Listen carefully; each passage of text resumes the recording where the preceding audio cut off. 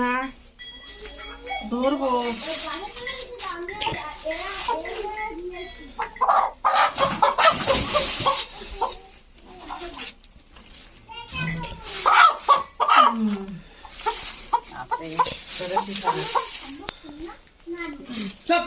নমস্কার বন্ধুগণ, দাদা বৌদি রেসিপিতে আপনাদের সকলকে স্বাগত। আজকে দেখুন এটি কি মুরগি, পুরো কালো করকনাথ। হ্যাঁ, এর হাত চোখ সব কালো বাবা ভয় করে।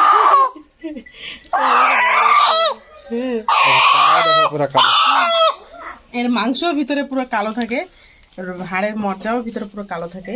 এই রেসিপিটা একবার দেখিয়েছিলাম আমি আগেও। আর এর মাংসগুলো খুবই উপকার, সেটা আমি সঠিক জানি না, উপকারই জানি, কি উপকার সেটা আমি এখন জানি না। তাই সম্পূর্ণ ভিডিওটা দেখবেন।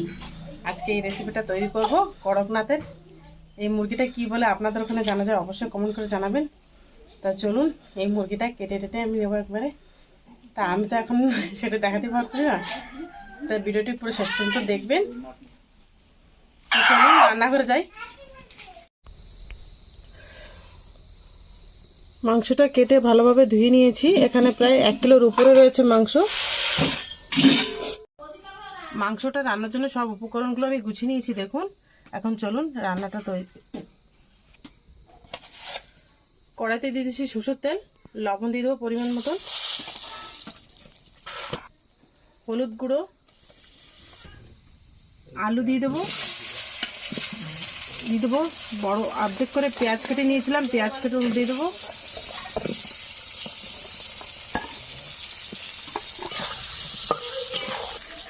আমি এখানে কাঁচা টমেটো নিয়েছি, কাঁচা টমেটোগুলো দিয়ে দেবো। কাঁচা টমেটোর স্বাদই অন্যরকম।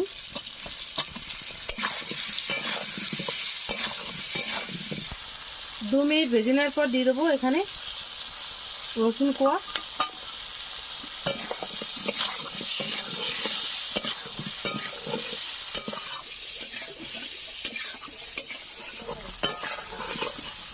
দু তিন মিনিট ভাজার পরে দিয়ে দেবো মাংসগুলো।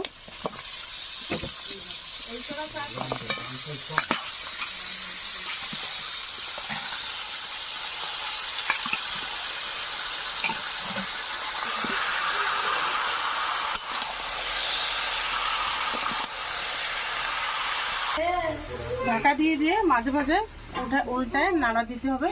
এইভাবে মাংসটা ভেজে নেব।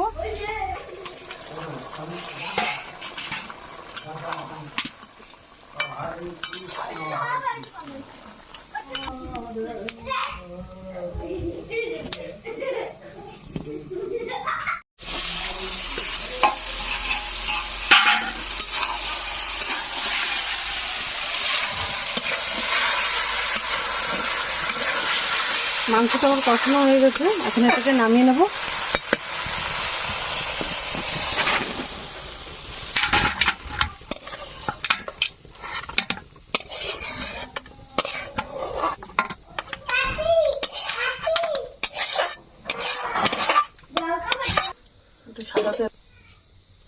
কড়াইতে দিয়ে দিয়েছি আবার তেল, 2টো শুকনো লঙ্কা, 3টে তেজপাতা, গোটা জিরে,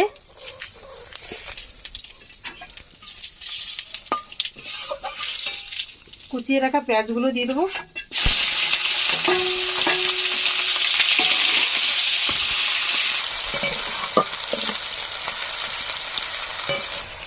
আদা রসুন গ্রেট করে নিয়েছি।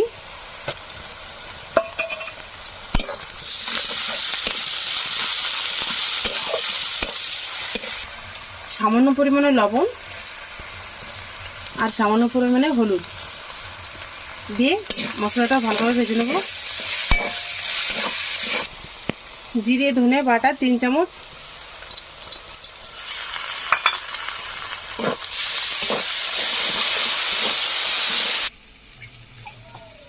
যে বাটিতে মশলা ছিল সে বাটিটা ধুয়ে জল দিয়ে দিচ্ছি।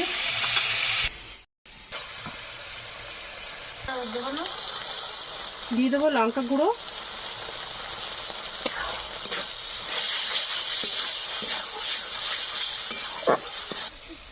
মাংসগুলো দিয়ে দেবো মশলাটা কষানোর পর।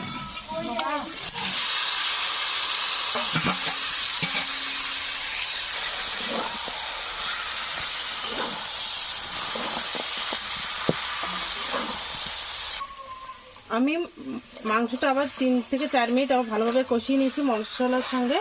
এখন যে থালাটা মাংস ঢেলেছিলাম সেটা দিয়ে জল ঢেলে দেবো। আমার এই রেসিপিটা যদি ভালো লাগে অবশ্যই লাইক করবেন আর বন্ধু বান্ধবের কাছে শেয়ার করবেন। আর নিত্য নতুন রেসিপি পাওয়ার জন্য আমাদের এই চ্যানেলটাকে প্লিজ সাবস্ক্রাইব করে দেবেন। মাংসটা রান্না কেমন হয়েছে কমেন্ট করে অবশ্যই বলবেন।